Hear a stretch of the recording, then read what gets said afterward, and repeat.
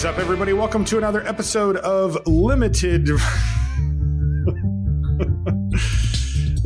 Resources. This is episode number 509. My name is Marshall. I'm with your Limited Resources, and joining me on the line, one cool guy in Denver, Colorado. one cool dude. It's Luis Scott-Vargas. Luis, it is sunset show time, which means that begrudgingly I have handed the keys to the recording software over to you. And of course, you have immediately abused the power given to you. Those are our listeners right now who are like, finally, a show with a little zing. All right. So we've got kind of a double trouble show here. We're going to do the M20 sunset show for you. And then at the end, we're also going to talk a little bit about Modern Horizons. We're not going to do the full deal sunset, but I did want to touch on it because it ended up being not just another kind of supplemental product, but we played it at GPs, at Mythic Championships, and it was a little cheaper and more available than the other one. So it had a bigger impact, I thought. First things first, though, our sponsor, channelfireball.com. That's the place to go for all things Magic related on the internet. While you're there, you can check out the newsletter. You can sign up for that. In fact, there's 3 different ones. And when you go to channelfireball.com/newsletter, you'll get a choice on 1, 2, or all 3 of them, whatever suits your needs. There's a modern one by Matt Nass. There is a commander one by the Raging Levine, Eric Levine. And Luis, you do the normal/standard one, I guess is how you describe it. Yeah. I mean, the newsletter I end up doing is just basically whatever's caught my fancy that week, which can be modern, standard, or it can just not be a deck list. It can be talking about, the top 5 cards in Throne of Eldraine. Emery, Lurker of the Lock is one of them, by the way. That card seems obscene for every format that's not standard and potentially in standard, but mostly the formats. Okay, so something to look forward to there. If you want to sign up for that, again, channelfireball.com/newsletter, and I'll put a link to that in the show notes for ease of access there. Also, the show is brought to you by you via the Patreon, patreon.com/limited resources for the information there. In fact, I posted our Throne of Eldraine exclusive preview cards there, which we're going to be talking about next week on the show as we move our gaze forward to Throne of Eldraine. So let's get started here with the way that we started M20 and the way that we will end it, and that is with a crack-a-pack. This one comes from Noah Leaf and Benji Leaf. Thank you, Noah and Benji. And let's see if we get something sweet out of this bad boy. Fire Elemental, no. Angelic Gift, no. Metropolis Sprite, playable, but no. Soul Salvage, we'll talk about that one a little later. Thicket Crasher? I would take Soul Salvage over Thicket Crasher. Pick one, pack one. But either way, I'm not very happy. Befuddle, no. We got there. Moida. Murder. Oh, okay. I guess BDM's staying with you, so. Yeah, he rubbed off on me. Yeah. Murder, right. Are there commons you would take over Murder? No. I think Murder is the best common by a decent margin. Also love playing black in this format. I think it's the best color. So this is exactly where you want to see Anvil Rot Raptor and Chandra's Ember Cat round out our commons. But for our uncommons, we've got another card we'll be talking about, and one that does actually pair quite nicely with Murder. It is Scholar of the Ages, 7 mana, 3/3 to get instant and sorcery back. You would think that. Yeah, but we'll talk about that in a little while. I still like just taking the Murder here, though, right? I mean, oh yeah. I mean, for sure you're taking Murder. I just kind of have been unimpressed with Scholar, so. Me too. I'm sad about it because, anyway, we'll talk about it later. Thrashy B, Thrashing Brontonon, 1 GG, 3/4. You can sack it to destroy an artifact or enchantment if you pay a mana. Really like the card, but it's not on the level here. I would certainly take Murder over it. Scuttlemutt? Where are you at on Scuttlemutt? I almost always play it. I think Scuttlemutt is just a fine 3-drop. Adding a mana fixes your mana, lets you splash if you need to. You also have the ability to mess with opposing protection creatures or make yours a little better. So I think Scuttlemutt's fine. I don't think it's amazing or anything. Yeah, but again, not on the level here. We actually have a foil Infuriate. That's red instant. Target creature gets +3/+2 until end of turn. No. Rugged Highlands is our land. That's the green-red land. And then our rare is Wake Root Elemental. 4 GG, 5/5. You can pay 5 green mana to untap a land you control. It becomes a 5/5 elemental creature with haste that's still a land. Not a bad card by any stretch, but definitely not as good as Murder. Yeah. I think the I think that's pretty. I think I like Murder, then Scholar, then Wake Root. Would you put Wake Root above Scholar? No, I would still take the Scholar, even though, as we'll talk about later, I have had not stellar experiences with the card, despite it looking very good. Right. So why don't we get into it? So this is the Sunset Show. Of course, this is where we say goodbye to the set that we've been drafting for the last few months. In this case, M20. And the first thing we like to do is summarize the set in one sentence. And mine is a little tongue in cheek, but it is murder your renowned weaponsmith, which kind of covers a lot of things in the set. Yeah, I mean that is actually a pretty a concise way to describe it. I think I would probably say, like, what's your end game is a good way to describe it as well, because there's just not beatdown decks in this format as far as I can tell. Yeah, and it ended up being a format that seemed to be well enjoyed, especially given the bar for a core set is actually not super high, right? When you go from the full Ravnica block that we just drafted, gold sets and all these planeswalkers and crazy stuff, and you're like, all right, well, here's M20, right? I come in going, okay, I hope this just holds up at all, right? Compared to the complexity and the coolness and all that, power level that we get in those gold sets. And I got to say, yeah, sure, it did. It was good. It was a fun set.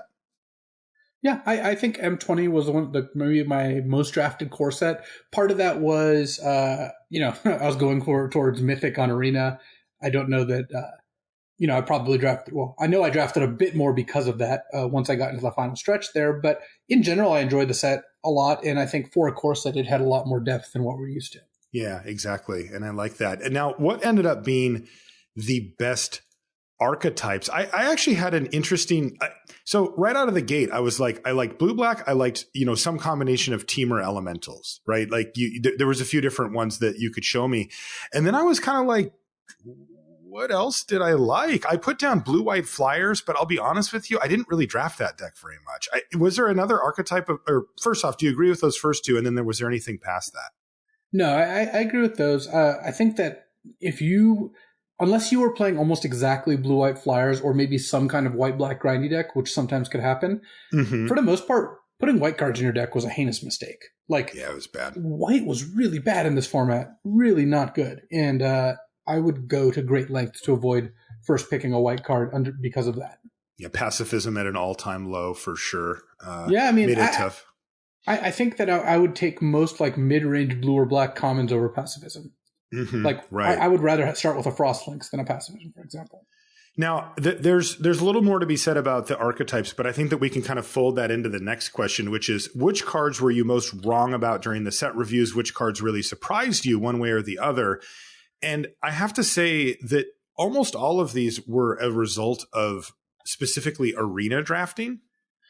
Well, I don't think that's entirely the case. The fact of the matter is we both probably did 0 non-arena drafts of M20. Yeah, did I do any? I guess I think I did one. I think I did literally one. Yeah, so, see, the problem was Modern Horizons came in, and I have done multiple live Modern Horizons drafts. But they sort of replaced, if my friend Adam was having a draft at his place, well, everybody wanted to draft Modern Horizons. And when I went to a local shop to play, they were playing Modern Horizons. So I think that kind of did it. But you're right. I don't even know if I drafted it, more than one time in real life. So yes, Arena, it's one of the things I want to talk about today is definitely how much Arena impacted this set and what our takes on the set. But I think at the end of the day, something like Renowned Weaponsmith, which is the Arena poster child, still would have been good even in paper. It's not like everyone else was falling over themselves to take, Heartseeker bow, Heartpiercer bows or whatever. Yeah, that's true. Yeah, the cards that jumped out, by the way. So the most wrong about what cards surprised me were Fairy Miscreant, Heartpiercer bow / Vial of Dragonfire, though really much more towards the bow. And then the Renowned Weaponsmith were the ones, that package of cards plus Fairy Miscreant were the ones that were like, oh, people are playing these a lot. You see these. If you play either of the types of cues on Arena, you are very likely to face down a deck playing these cards, maybe even a couple of times over the course of, your 5 or 7 matches or however many it ends up being. Yeah, and these cards are very a lot more effective than they looked, which is why you see more of them. The other cards I think that are worth mentioning in this vein are Sanitarium Skeleton, Fathom Fleet, Cutthroat, Soul Salvage, basically all the grindy black cards ended up being better both because of the format and then specifically the skeleton and really the cutthroat got so much better. With the bow, Fathom Fleet Cutthroat turned into a Ravenous Chupacabra. Yes, like as long as you could get an attack off, you got to ping something and then bow them. And then you have Sanitarium Skeleton, which made enabled cards like Bone Splinters. So you ended up, I think, in a spot where all these like cards that look like they rewarded slow decks ended up being much better because the format just wasn't that fast. The people weren't punishing you for wanting to set these things up, and it was slow enough that blocking their Vorse Claw with Sanitarium Skeleton every turn was just a viable way to answer that card. Yeah, it was. The thing that's interesting too are like if we focus on the Fairy Miscreant thing, in a live draft, I don't think I would really even look for those. But the fact that you could exploit that the bots never picked them ever meant that you could get like 5 or 6 of them, if you really wanted. And then it becomes kind of fine. I'll be honest with you, I still was never blown away by it. I never really thought like, oh, this is where I want to be. I want to be doing this. It was like it became playable, serviceable, okay. But in my mind, it was still a little overrated because people would sometimes play like 3. And I don't want 3 in my deck. Like 3 is not playable. 4 is good enough, but not great. And then 5+ starts becoming amazing. It also helped when you had cards like Pattern Matcher or Soul Salvage, Blood for Bones that really helped enable those combos. Pattern Matcher in particular is really cute. But I think, yes, when people start playing 3 of them, also in a live draft, your opponents are going to just take one when there's nothing else for them. The bots just never took them. Exactly. They you knew that it would come back. By the way, we should add a card to our most wrong about really surprised you. Pattern Matcher. We didn't like it much in the set review, but it's actually pretty good. Yeah, I agree. Pattern Matcher was pretty strong. Yeah, it was fine. So one of the themes that you'll see, though, throughout the course of this is the profound effect that Arena and how the bots were tuned had on this. Because I'll tell you what, when we first did the set review for this, I would not have guessed that we would be talking about Heart Piercer Bow Fairy Miscreant. No. What? But again, I want to reiterate because I know not everyone plays on Arena. I don't think the bow is impacted that much by the Arena bots. I think it's way more like Miscreant. So I felt like the bow, I felt like you could just get, I mean, come on. Haven't you played against somebody with 3 bows on the battlefield?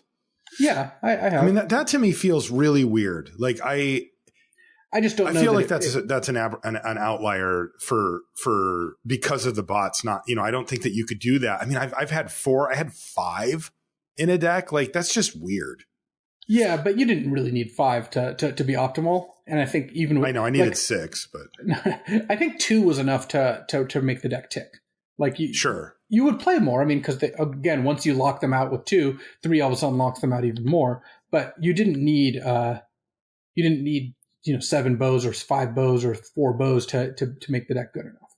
Right, but the thing that I didn't quite grasp about the Renowned Weaponsmith in conjunction with as many bows as you could get is that you just search one up every turn, right? Like it's just a free card. You're just like, now they're not taking up that space in your deck unless you happen to draw them. But I mean, I was upkeep activating the thing. Like, I'm like, I don't want to draw a bow. I want to get it in my hand, But yeah. So anyway, we'll kind of keep an eye on that just because the effect of the Arena bots did matter. What were some of the most underrated cards? You mentioned Fathom Fleet Cutthroat, and man, I couldn't agree more. Even just on its own, it's just a fine card, right? Well, the other thing that really drove it was Audacious Thief is one of the best commons. And when you attack with Audacious Thief into their Centaur Courser and they block and you Fathom Fleet Cutthroat, you got a 2-for-1 and you trade your 3-drop for their 3-drop. And it gets even worse because sometimes they have a Lavakin Brawler and now they're really trading down. Mm-hmm. So when Fathom Fleet Cutthroat has multiple really good combos with it, it becomes a lot more appealing. Yeah, and I really ended up liking that card a lot. You put Soul Salvage. What about Soul Salvage was underrated? Just it does kind of have that thing where it can slip under the radar, but in any type of grindy format, it ends up being really good. Yeah, and it's the kind of card where it was good in Dominaria, which was a slow-ish format, and M20 was not only slower, there were fewer ways to go over the top. Like, part of the problem with Soul Salvage in Dominaria is that if you're Soul Salvaging, but then they're playing Verdant Forces or Slime Foots or, casting in Bolus's Clutches, it doesn't really matter that you got this little 2-for-1. In M20, the Great Removal means you can kill their big bombs, and there are kind of fewer huge things, like there's no Icier or Clutches at uncommon. So Soul Salvage getting you a 2-for-1, getting back an equivalent of 2 4-4s, pretty good against their army of 4/4s or 3/3s. Yeah, absolutely. What were the most controversial cards? The one that came to mind to me was actually Heart Piercer Bow. And I say that because it was talked about so much, right? Like, this is a card that has really never seen significant play. And all of a sudden people were kind of, building around it in a way. Yeah, that was definitely one of them. I think the most controversial card was Season of Growth. Oh, great answer. Yeah. I'm still controversial, right? It still is. Well, I think what happens is I think that you and I are underrating it some. Like, I do believe I think it's better than you do. I'm pretty sure. And I think we both still aren't quite high enough on it. But I also think the public at large, we all know they want every excuse to play Giant Growth in their deck. So, yes. So I think that people in general are overrating this card. The number of people who've tweeted, picks, including that card, or screenshots of decks that have 2 ways to trigger it, are like, okay, yeah, I get it. You really want to play this card. Mm-hmm. That said, that makes it a controversial card. I think at the end of the day, if it's a grindy enough format, which it is, that card is good enough because you're not taking too much of a hit. The biggest problem I had was, and that we both had, was we don't want to put, these growth cycles, moments of heroism in our deck, but playing it with Feral Invocation, Rabid Bite was perfectly acceptable. Yeah, it's that's great true. With Blade Brand too in the green-black deck. Mm-hmm. Yeah, any type of kind of cycling thing that really goes up in value there. Yeah, no, I agree. That's definitely the most controversial card, at least as of now. What was your favorite artwork in the set? My favorite artwork in the set was Fry, just because it's funny. I think Magic doesn't have enough funny artwork, and Fry is just 2 chicken legs, and the rest of it got incinerated by some smoke. Tomasz Jedrzejczyk. Yeah, I guess I don't know exactly how to pronounce that, but right. I like Fry quite a bit. Yeah, mine was Moat Piranhas, because that piranha in the front looks rowdy. I mean, that thing is mad, and that's exactly what a piranha should look like. And I liked it too because it's a 3/3. It's big, right? So it should be an angry group of fish. That was by Rudy Ciswanto. Thanks, by the way, for those of you that reminded us to make sure to name the artists when we do this. It was something that had slipped our mind before, but we have a reminder in here to make sure that we do that because we love to shout out, the people that make the artwork for the cards, because Luis and I are actually both big fans of. Go artists!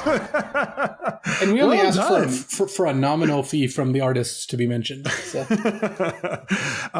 so this one's kind of interesting. What were the best build-around cards in this set? Now, to me, it's a pretty easy winner here. It's Renowned Weaponsmith. Yeah. Do you agree with that? That's sort of like the easy headliner. But there are actually a lot of build-around cards in the set that you could say, well, I think some of them, the most you could say is that they are build-around sets. Some of them are actually good, or build-around cards. I mean, cards like Portal of Sanctuary. I don't think so, actually.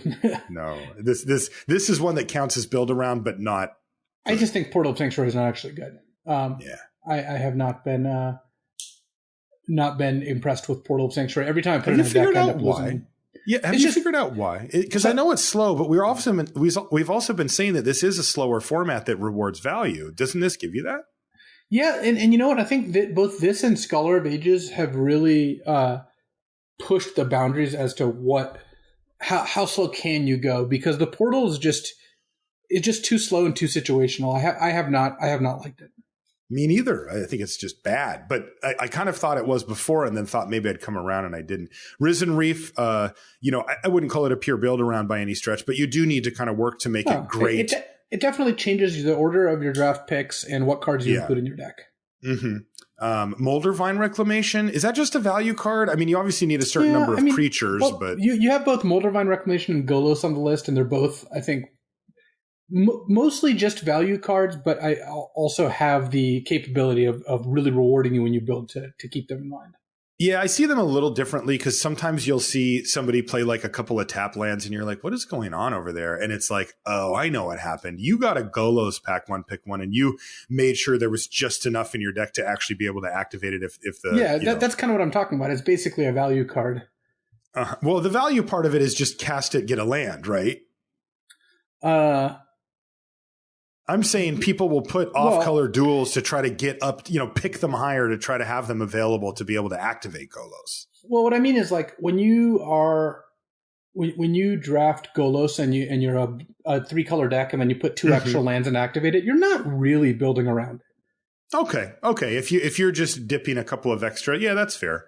It's kind of like how I see Moldervine Reclamation, where like you're drafting a black-green deck and maybe you take Ferocious Pup a little bit higher than you would normally, but you're not really changing how much you've done here in order to make this happen. So right, and there's like it's very like I think this is a good bar for both of these, right? Would you not include them in your deck? No, you would, right? Yeah. Like there's really no green-black deck that you wouldn't put Reclamation in. I mean, it's maybe some crazy corner case, but anything with 10 or more creatures or whatever. And Golos, you're just always playing.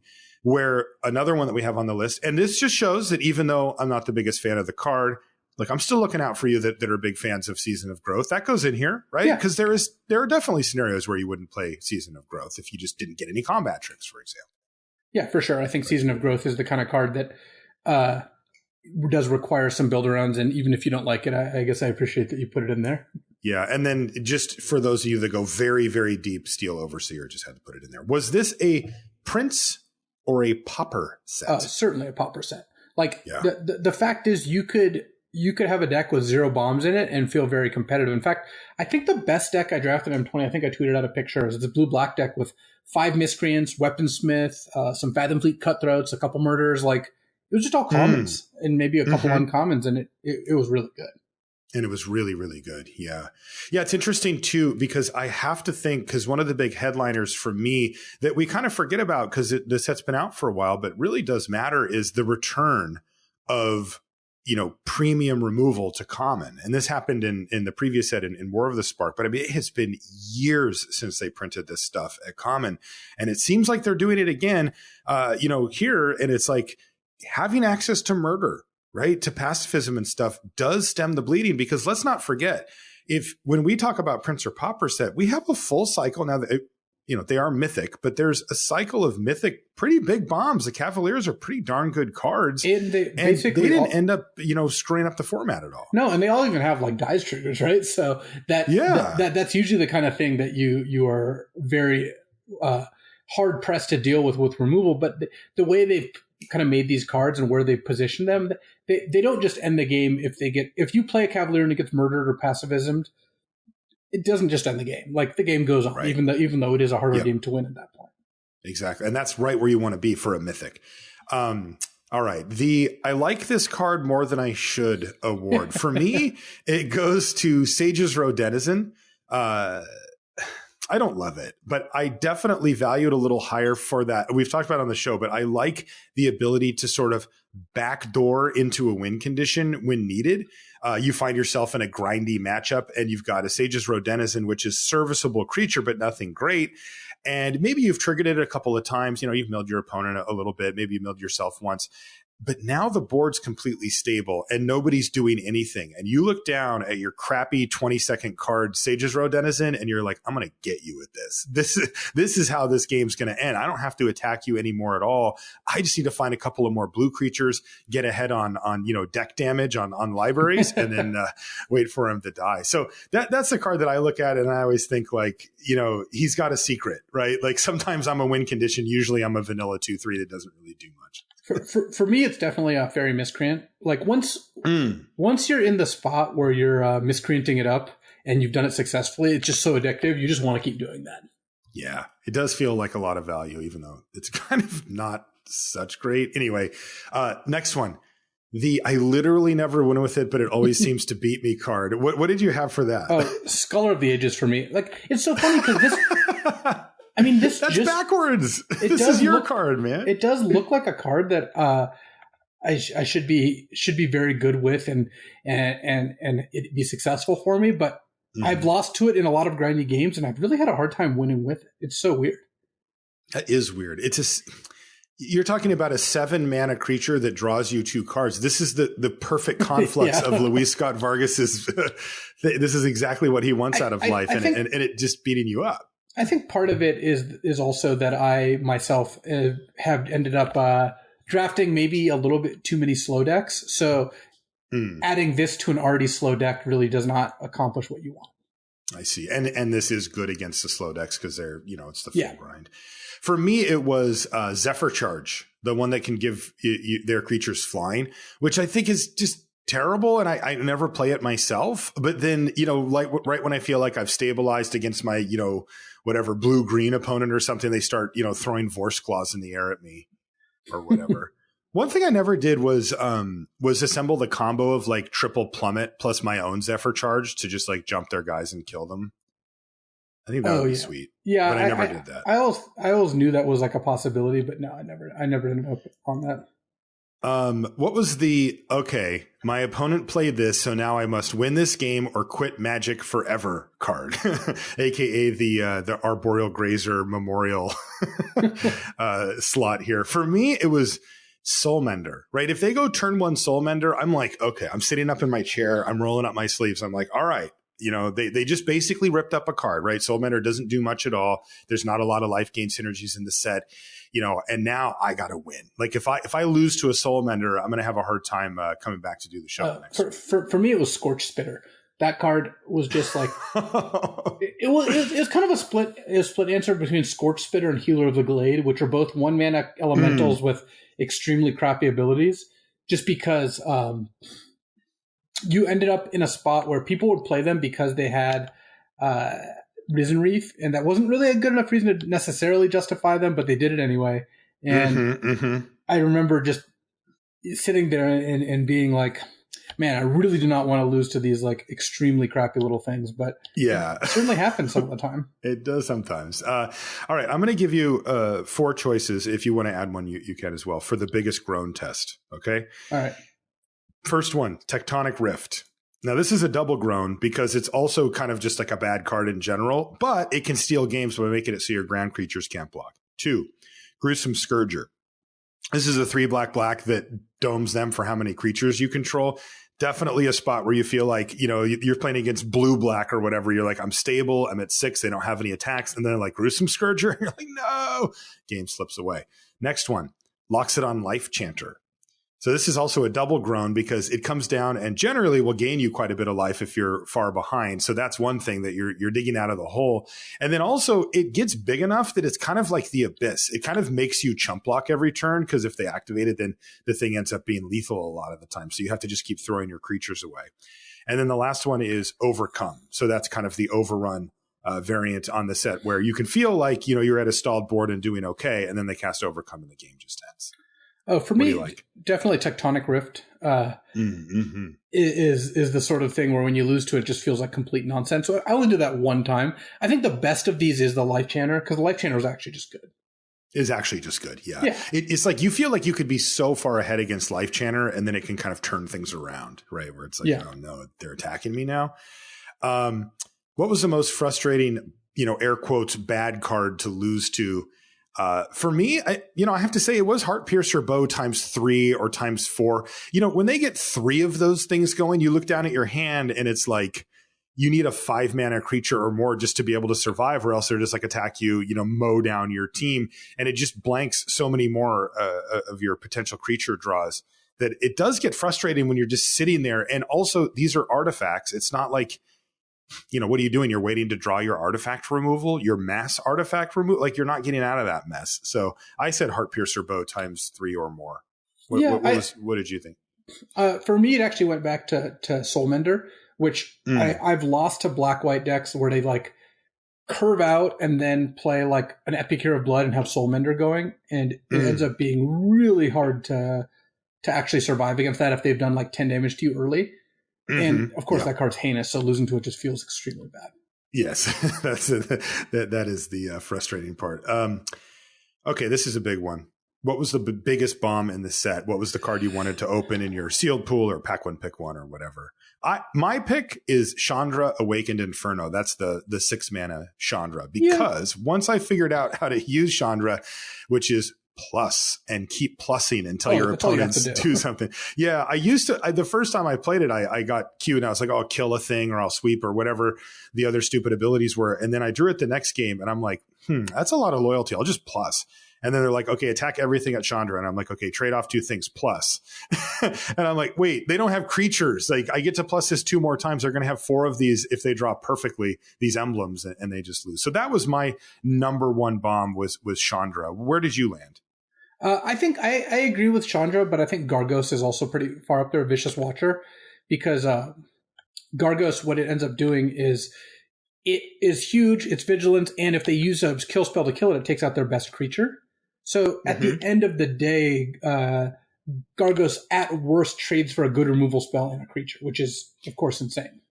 Yeah, and it also it also just said if they kill any of your creatures, right? Like let's say you're hitting them with some flyer and they have a shock, right? Yes. They're like, well, I can't even do that, let alone an answer for Gargos itself. It also affects, it triggers even if you target your own creature with something. Yeah. Have you ever played Rabid Bite with Gargos at? Yes. Why did you do that? Why did that just happen? That was a perfectly valid point. That was the monkey playing Rabid Bite. That's what he was saying? Yeah. Sorry, I was a little rusty and I didn't translate the screen perfectly well. Okay, so Gargos, honorable mention, but we're going to come down with Chandra, Awakened Inferno. Yeah, I think Chandra's overall better because at the end of the day, in a grindy game, if they played Gargos, you murder it, lose your best creature, you could still win that game. Chandra, you frequently are just dead. And then also there's you have one of them is a lot harder to cast than the other, right? 3 GGG versus 4 GG. That triple G can come back and bite you a little. Although I will say in green, it's not the worst. Okay, this is I think going to be a bit controversial because there's some real options here. What is the best common for each color? For white, I had pacifism. I think that's just that, right? No argument. For white, I think that the best common was probably Sanitarium Skeleton or Soul Salvage, because those are cards you take over any white card. But that is so brutal. Fair enough. I think pacifism was the best white common. I just think if you were drafting to win, you should generally not put white cards in your deck. Right, but if you did, it was going to be pacifism at common. Now, blue, I have Cloudkin Seer. Not even close, yeah. Easy mode, right? That's just the super easy one. Now, things get a little interesting here with Murder for black. That's what I picked, but there's also Audacious Thief, but Murder's a lot better, right? No, you shouldn't take Audacious Thief. I think it was a solid second best common, though later in the draft, sometimes I would take a Bone Splinters. Like if you already had 2 Sanitarium Skeletons, especially if you were black-red and had an active treason, Bone Splinters was just better. But yes, Murder is the best black common. Audacious Thief is the second blessed. It is close but clear. Like you would always take Murder over Thief, but you acknowledge that Thief is very good. Right. Now for red, I have Chandra's Outrage because it's the most outright powerful of them, but there's also Shock, Lavacan Brawler, Reduced to Ashes, a few other pretty good ones. In a faster format, there's an argument for Shock, right? Where you're like, you can't have too many 4-mana spells. This is Zendikar, your opponent's playing 1-mana 2/2s. In this format, you should just basically always take Outrage. You'd have to have a pretty high curve deck before you did otherwise. So yes, I think Chandra's Outrage is a clear first. I think in general, Shock is better than Lavacan Brawler, but there are decks that would start taking Brawlers over Shocks if you had enough Chandra's Ember Cats or you already had a Shock. Like the value of Shock does go down quite a bit once you already have 1 or 2, because you really just need to draw 1 Shock per game and early in the game, right? It's just so you don't get run over by your opponent just having a fast start. Exactly. They do lose a lot of value going late. Now so these ones were all like pretty straightforward, but green is where things get really interesting. So I have Leafkin Druid as the best green common, but there's some pretty serious competition with Rabid Bite and Silverback Shaman in there as well. Now your and I's take on Silverback Shaman is that it's very good, right? We both like it a lot, but okay, that time it's because we're talking about Silverback Shaman. Yeah, I get it. This part worked. But also it's 5 mana, right? Yeah. And it's a somewhat replaceable, mana slot. Rabid Bite, though, is like a solid removal spell in green. It is. Do you have any of these over Leafkin Druid, or are you with me on that? What the heck? Nobody even said a joke. Oh, I thought that was going to be like I haven't played around with this for a while. I thought that was going to be like drum roll. Oh, real professional. Hold on, here's dramatic piano. I'll go with Leaf. I'm going to go with Leafkin Druid. Wow, that got really intense. Yeah, well, no, Leafkin Druid is... Look, you want to cast your expensive good cards. Leafkin Druid tapping for 2 mana also comes up all the time and is very relevant. And overall, I think I would be hard-pressed to take Rabid Bite over Leafkin, and I basically would never take Silverback over Leafkin unless I had a really weird deck later in the pack. Do you have a drum roll thing or only a rim shot? Because we need drum roll. Yeah, I realize we need a drum roll, but I don't think I have it.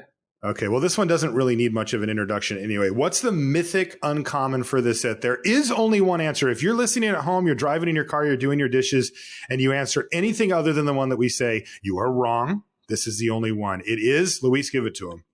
Risen Reef. Boom. That's your mythic uncommon for the set. We have etched it in stone. It is the card that everybody wanted to play coming in, and then it got even better when we realized how good it was in any combination of the elementals deck. Yeah. Now, you did have a runner-up here, though. I think Tomebound Lich is actually insane. Not as good as Risen Reef. I agree Risen Reef is the mythic uncommon, but Tomebound Lich, the fact that it just does everything you want in a blue-black deck, it's great with Soul Salvage, it's great with Sanitarium Skeleton, it's great at brawling, it's great at filtering through cards. It's really good with Undead Servant, actually, if you end up in that spot. And all that together makes Tomebound Lich an excellent early pick, and one I would take, like, for example, over Chandra's Outrage, even though it's a multi-color card. Yeah, and it's in a pair that you prefer also. Yeah. What was the worst card in the set? Biggest blank, the most last picked? I had Thought Distortion. That's that 6 mana, take away their hand card that is just terrible. Yeah, I see no reason to argue with that. That seems legit to me. All right. What card was the most begrudgingly playable for you? For me, it was... Where'd it go? I scrolled up a little. Oh, Epicure of Blood. But Epicure of Blood, honestly, this is the 5 mana 4/4. It basically means any just like... It was like Frilled Sea Serpent. Basically, anytime I had a deck where I needed another way to kill them. And this is the kind of card that I would put in my deck, and I would not be very happy about it, but would have to do so. Yeah, that's a good one. Also, it's typical is vanilla with just a little bit of extra something. And my answer was Greenwood Sentinel, which I don't consider to be a playable, but occasionally you're like, oh God, I need a 2-drop. I just have to put this blank in my, just 2/2 vigilance for 2. But yeah, I'm not a fan of it. Is there a card you will miss drafting out of this set? It actually is going to be Renowned Weaponsmith for me. I really had a good time playing Renowned Weaponsmiths. I just think it was very fun to kind of get these clunky decks going, and when you got to play Stone Golem because you had multiple Weaponsmiths in your deck, that was really sweet, So I think that the Weaponsmith was pretty good times, and we're not going to see it's like anytime soon. Like, I doubt we're going to see a deck or a Weaponsmith format again, or a card that's quite this good. Yeah, I don't actually like the design on these very much, like the ones that reference other cards in the set, especially when they're limited specific. Like this is, not generally. I think it's a little too on the nose for me. I get it, though, to put these in core sets because it lets people sort of learn these connections, right? Oh, I can use one card to do another thing. Then they get it in their hand and they're like, oh, now I can tap this to play this. It helps newer players form these sort of 1-2 punches, these connective tissue between cards. But, when you've been drafting for years and years and years and it just says, go get this, do this thing. It's like, okay, I get it. It's like, it's a little blunt of a tool for me. I really liked how it combined with cards, like Meteor Golem. Like, I thought that was that all is pretty cool. Sweet. Yeah, you figured that on your own, huh? I certainly did. You might be an advanced player now. For me, I'll miss drafting Murder, and I know that just sounds stupid because, well, obviously it's like the best removal spell. Yeah, wow, Marshall, really out on a limb there, buddy. But I'll tell you what it really, the reason why I put it on here, and it's because I loved having access to premium removal at common again. It really flexes a muscle that I worked pretty hard on and then didn't end up getting to use for the last few years, which is how and when to conserve your really good, really important removal spells. Do I need to kill the thing on the other side? Do I have a blocker coming? Do I have a better answer for it down the line? Can I take some hits from it or can I use it? that's the strength of Murder is its flexibility, because it's actually kind of hard to cast. It's not super cheap at 3 mana, but at common, with this sort of silver bullet in my arsenal where I could say, I'm going to hold on to this until I absolutely need it, felt great. I missed having that feeling where with the expensive removal, you're just begging your deck, to produce that removal spell so that you can cast it and kill the thing. Here, there's choices. You really get to think about it. What was the LSV-est card of the bunch? It has to be Scholar, right? Like, come on. Like, even though I lost a lot with Scholar, that doesn't actually change the fact that it's a card that very much does what I want to be doing in games, which, for better or for worse.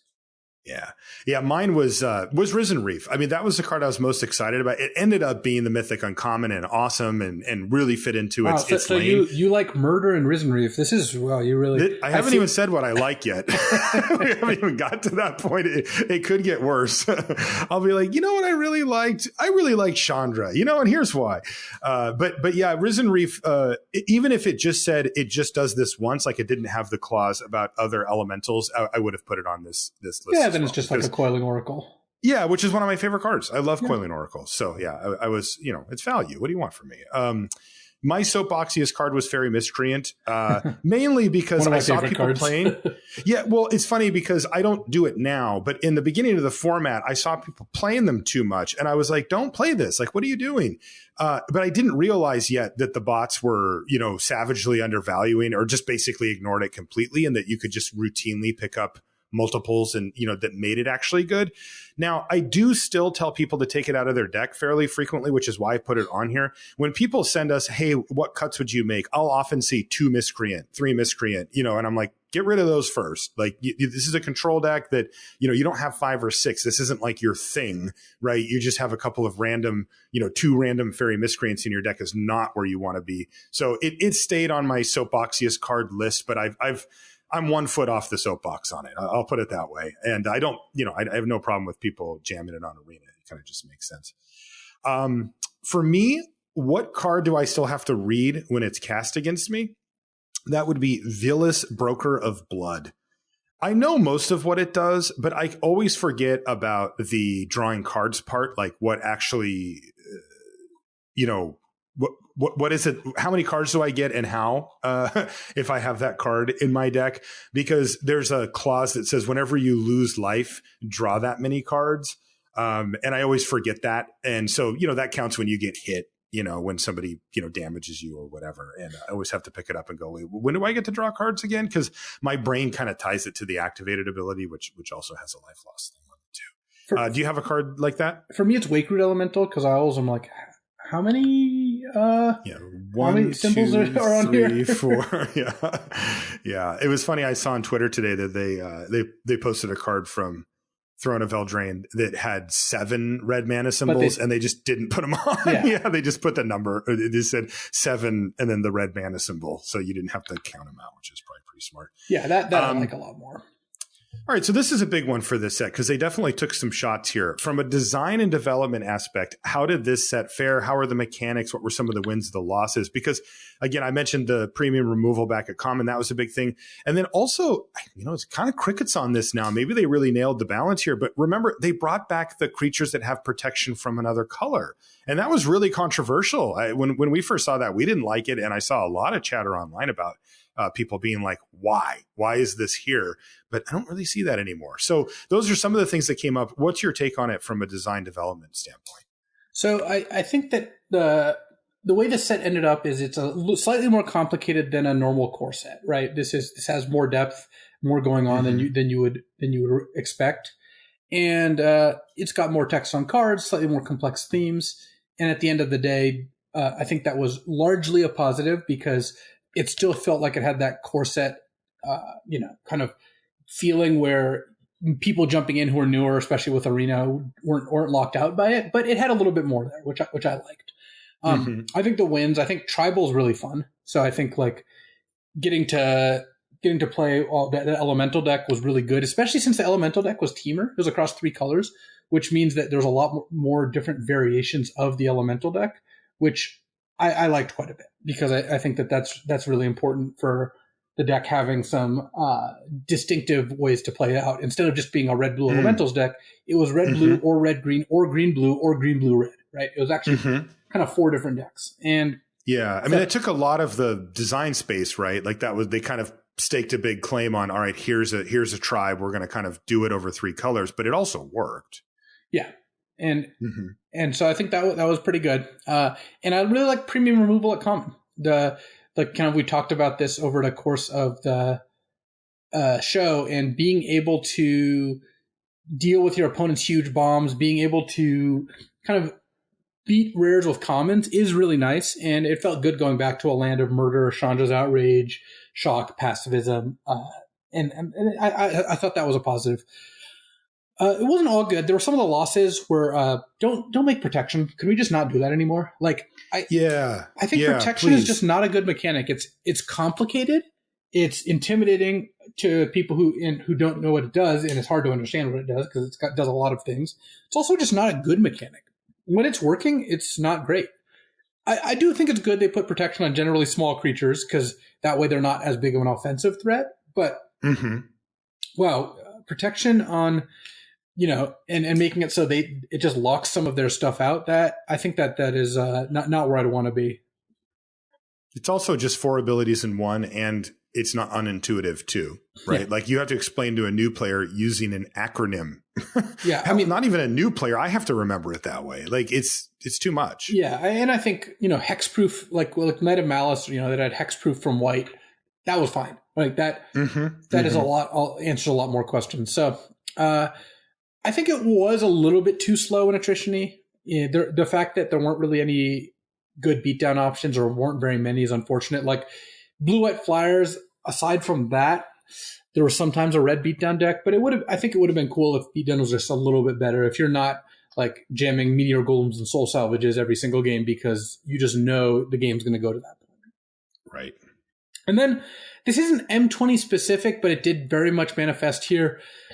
The arena draft bots really do put an upper limit on how many times I'll draft a set, because it feels like it's not your boredom, it's not money, it's not the traditional things, it's actually the arena bots is what you're saying. Yeah, I mean, which I guess kind of indirectly leads to boredom, because once you've drafted enough to figure out what the good strategies are, it doesn't actually change. One of the fun parts about draft is that it's self-correcting.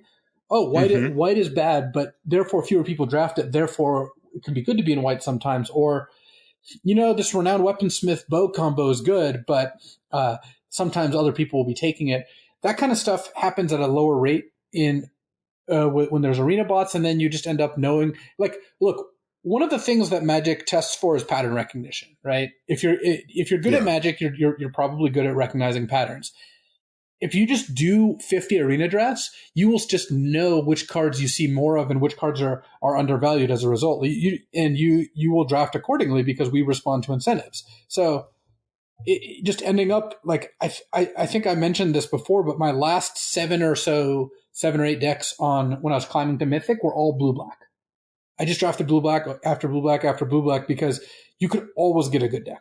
Because the commons and uncommons that you wanted were not valued very highly. The premium commons like Murder, you'd have to spend your early picks on. But then after that, you were picking up Sanitarium Skeletons and Bone Splinters and Soul Salvages and Fathom Fleet Cutthroats and Renowned Weaponsmiths just super late. And just ended up blue-black every single time. And yes, that's fun when you discover it at first. You get this rush, so that part's an upside.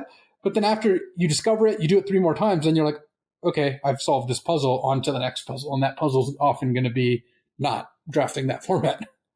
Right. It's just the same thing over and over. So what you're saying is once the dust settles on how you understand the format, then it stays. It's just the dust has then settled, and you can decide if you want to keep doing it, but it's not going to change. Yeah. And it's not great. I mean, I think it's very solvable. This is not a me saying that that arena bots make draft unplayable, because first of all, you have to do a lot of drafts. Second of all, if they updated the bots a few times over the course of a format, that would go a long way, because we just want some amount of unknown information and making it so it's not deterministic where you end up. Right, because normally we're used to, they've been doing a few updates to the beginning to do any major course corrections, but then they don't after that, right? So you're saying if we could have something injected into the middle of it, middle or later part of the format to do a little more adjusting, then that would be better. Yeah. Or we could draft against human beings. Just saying. Well, I'm not. I'm not holding my breath on that one. All signs point to that not happening anytime soon. I'm not saying never, but I'm not saying anytime soon. That makes me sad. And not that I disagree with you. Just it's a bummer. Okay. What did the format teach you? How did the format make you better at limited? What are the takeaways? For me, the biggest takeaway was the removal that I keep talking about. I like this. I like this better. I thought I actually liked it better when the removal was harder. The argument against having premium removal at common is the crack-a-pack that we did today, right? It's, we took a murder. There's no other commons I would even consider. We're done. Like we just move on to the uncommons. We're done with that. And it's also better than most of the uncommons too. And most of the rares, right? So that was the problem with top tier premium removal at common, is that it made pack one pick ones less interesting because those cards were so much better that you just felt compelled to take them. But there is an argument back in the other direction of making the gameplay more interesting or better or more flexible or keeping things in check like bombs and stuff like that. And I've realized that I prefer when the removal is actually still very good. And yeah, there's a few draft picks that are perhaps not super exciting, but whatever, I'll just take it and move on. I mean, hell, you know what makes me excited? Drafting great cards. Like, yeah, maybe it wasn't the most interesting pick, but when I open a mythic rare, I'm not complaining. I'm not saying, oh, well, bummer, this wasn't an interesting pick. I'm like, slam it. I can't wait to see if I can win with this thing. And I feel similarly about the removal. What about for you? For me, is that, we should not be afraid to evaluate new cards or reprinted cards in a new context. And this came up greatly with Renowned Weaponsmith, of course, right? It went from a D to a B. Like it went from a card you do not want in your deck and would be unhappy if you played, to a card you actively seek out and would take. Like I would take Weaponsmith pick one above Chandra's Outrage. It was just it was a very good card. And first of all, that kind of jump is unprecedented. I've never seen a reprint go that wild. I guess with the exception of something like Shatter in Mirrodin, where it went from a sideboard card to just a good removal spell. But the other cards are like Fathom Fleet. Cutthroat was also a card in that category, and it was actually kind of connected to Weaponsmith, funnily enough. But seeing old cards in new contexts was really interesting, and it was something that made me want to be diligent about making sure we evaluated for those. I'm not saying we should have caught it in the set review, because I think the set reviews specifically, we have to draw on a lot of previous experience to evaluate these cards. But it does mean that a couple weeks in, I think we could have figured out that Weaponsmith's a little better than it was, and it took me a little bit longer than that to kind of get there. Okay, yeah, that's a great takeaway. Last one, at least for M20, what was your favorite card in the format? It was Renowned Weaponsmith. That's like in 3 years when someone's like, "Hey, what was the M20 format again?" You'll say it was the Renowned Weaponsmith format, and people will be like, "Ah, yeah, that one." Like, that one. I mean, that's what we're gonna say, right? Like, this is the single card that had the biggest impact on how I drafted it and how I interacted with draft, and I enjoyed it. I think that part was largely positive. Yeah, for me, it was Audacious Thief. That was actually my favorite card. Yeah, that is my type of card. Like, you give me an Audacious Thief and an Unsummon, and I'm happy. I mean, that's my happy place. That's where I want to be. I want to be drawing cards and trying to beat you down while doing so. It's just the nice combo. And even though it's just a common, nothing super flashy, Audacious Thief is the type of Magic I like to play. So, good job. M20, you in my mind exceeded my expectations, which I'm really happy about, because my expectations, well, actually they weren't super high, to be honest, because we were coming off of the crazy run of really good, really complicated sets kind of made for hardcore drafters like me, you, and our listeners. But M20 ended up being a format you could draft for quite a while and still enjoy, and had a bit more depth than maybe we thought. Let's get some thoughts on Modern Horizons before we call it a show here, Luis. I want to pay homage to Modern Horizons because I think it's an excellent set, and also because it really did have a big impact in the sense that this wasn't like a Modern Master set where the prices were higher. You know, those are whatever, $10 or $11 a pack, and Modern Horizons like $7-ish a pack, somewhere in that range. So if you did a draft at your local store, it was a little more palatable at 30 something bucks or whatever versus like 50 or something insane for Modern Masters. Also, Modern Horizons was available. Like, there was GPs in it. You could find them at the stores. You could buy them when you wanted. The stores ran drafts. I mean, there was one last weekend. They're still running them, and it ended up seeing competitive play at multiple GPs and Mythic Championship events as well. Was this the most played modern, like Masters-ish type of set ever, you think? Yeah, I mean, easily, like by a factor of a lot, because they didn't restrict it. Like it just didn't feel like, I think you could just buy as much as you wanted, where before it was like, we're out. I would go to a local store a couple of weeks after Modern X came out, and it was like, we don't have any more. Okay, well, I guess we're doing core set again. Here, it was just like Modern Horizons draft this Saturday. So yeah, I think it was definitely the most drafted. And this one, of course, was different, right? It had a different take. It had a different vibe to it and everything. But I ended up really liking it. My one sentence for it was that it was a deep and complex format, which I really liked.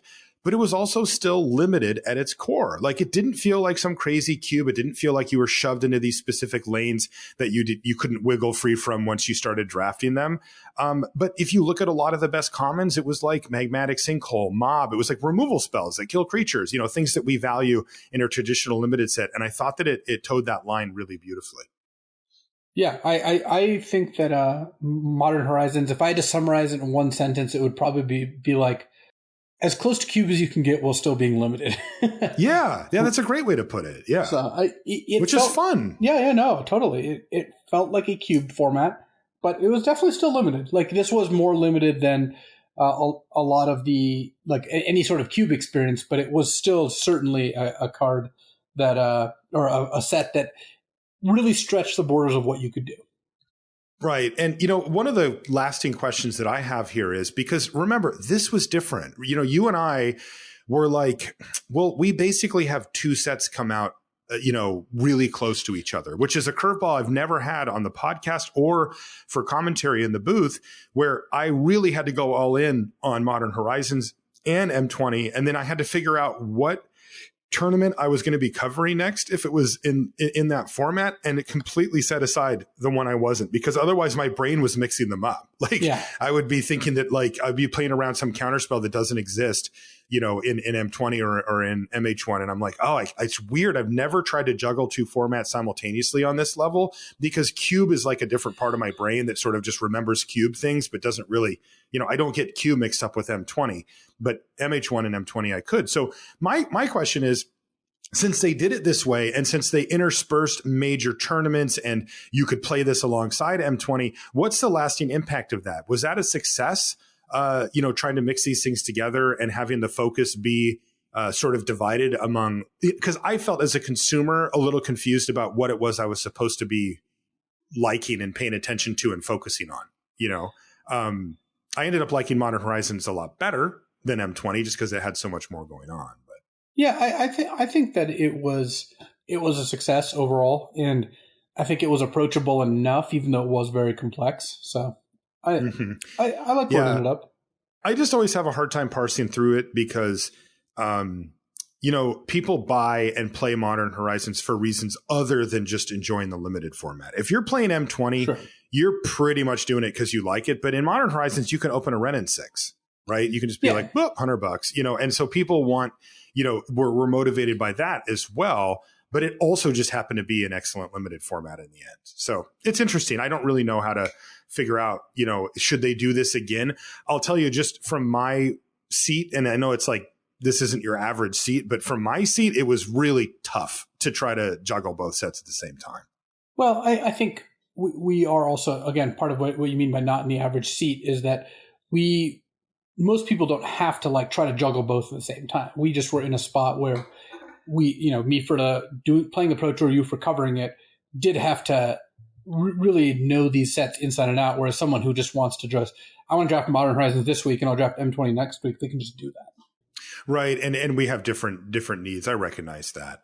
But it was interesting because this is the first time since I've been playing that we had just full on two formats with competitive things attached to them too.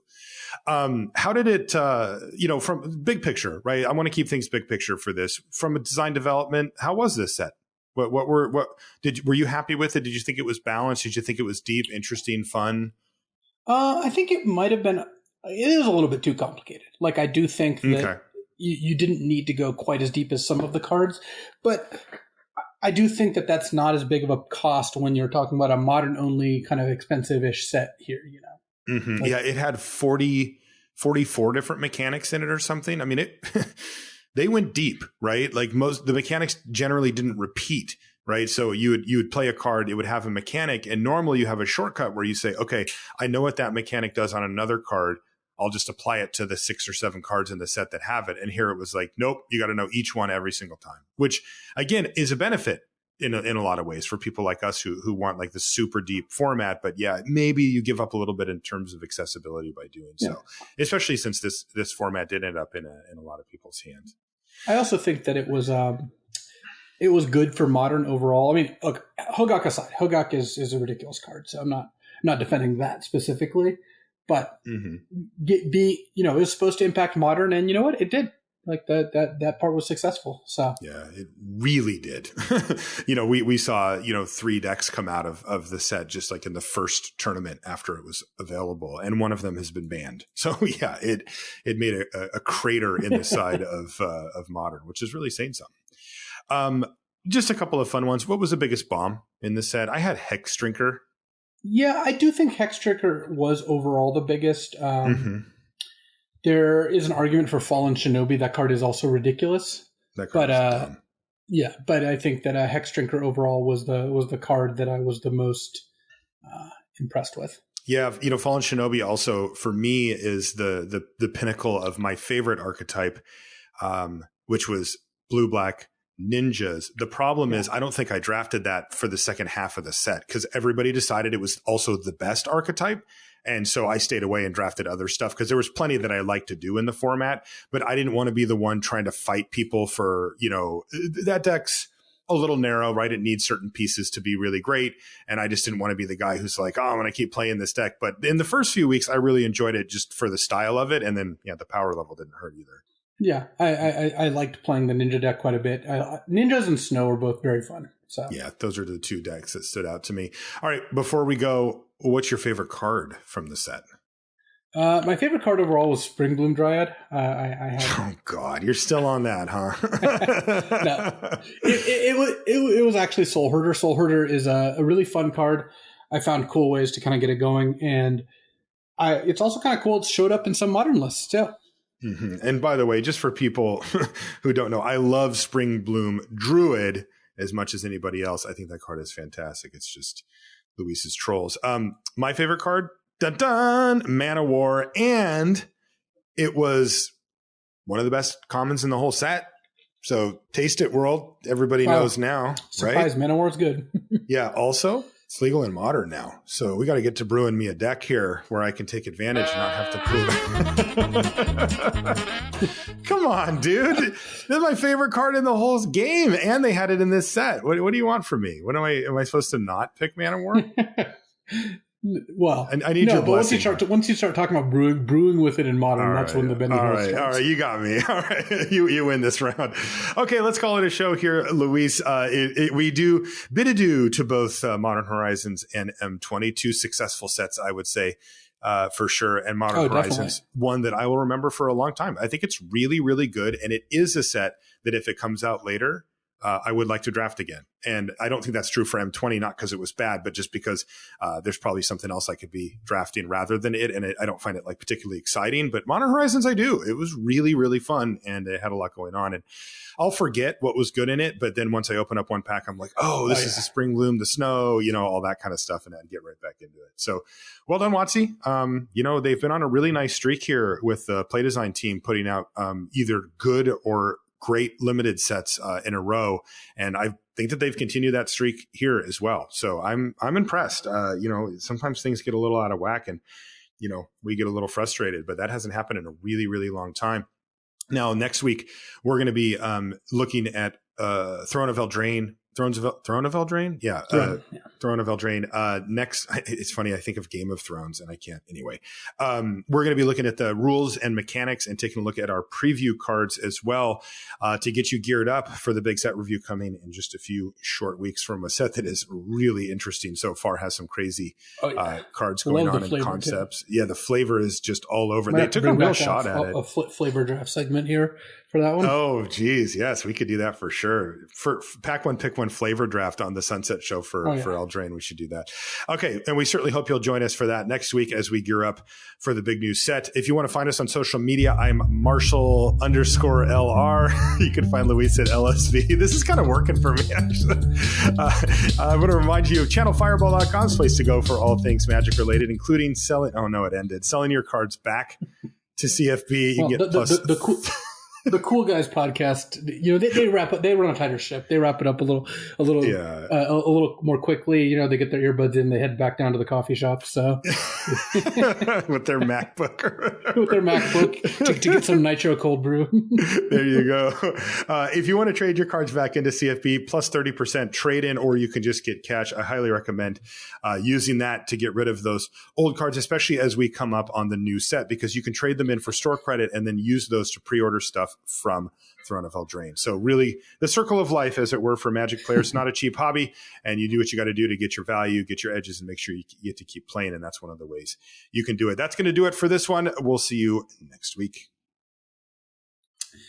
Had a nice throwback this week. For those of you who aren't familiar, there was a Magic Online video game published back in like 96, something like that. It was called Chandalar. Chandalar.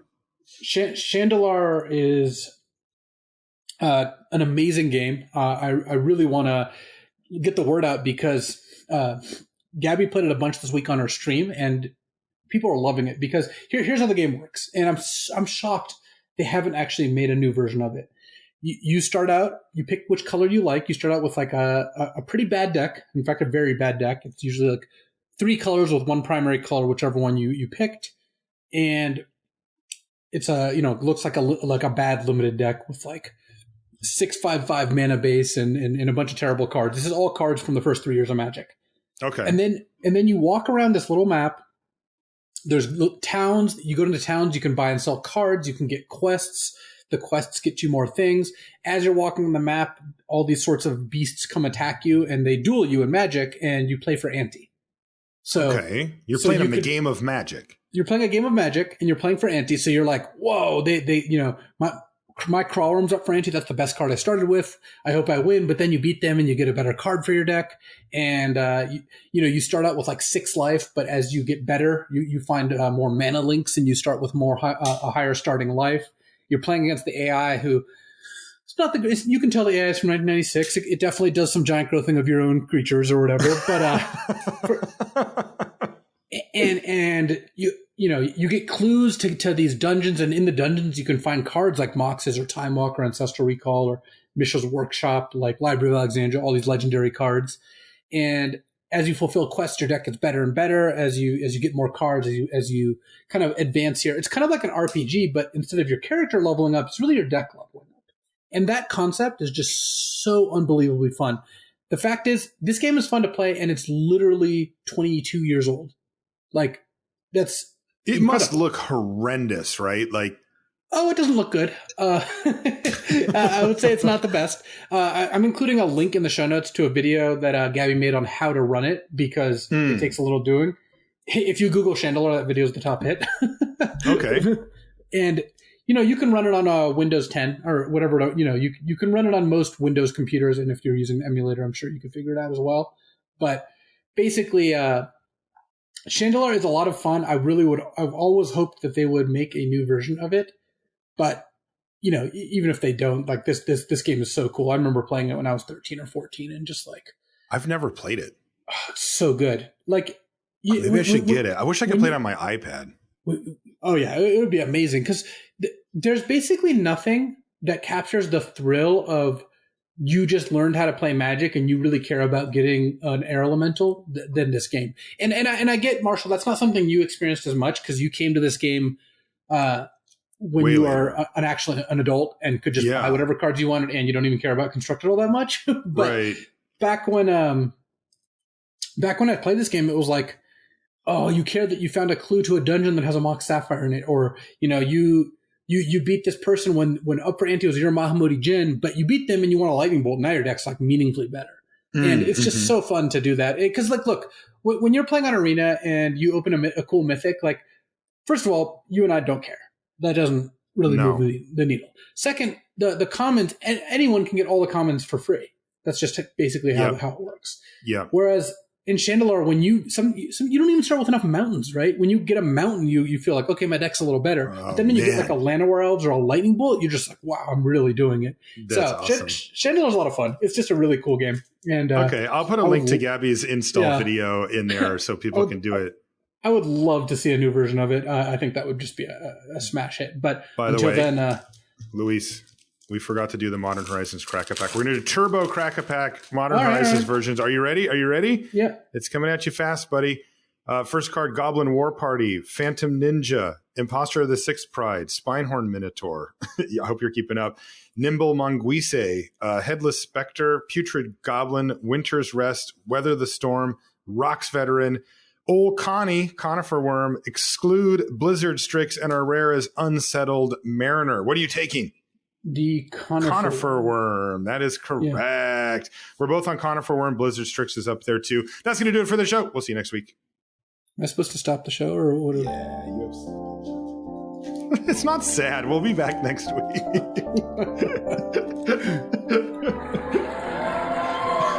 No, it's not happy either. What the hell? All right, fine.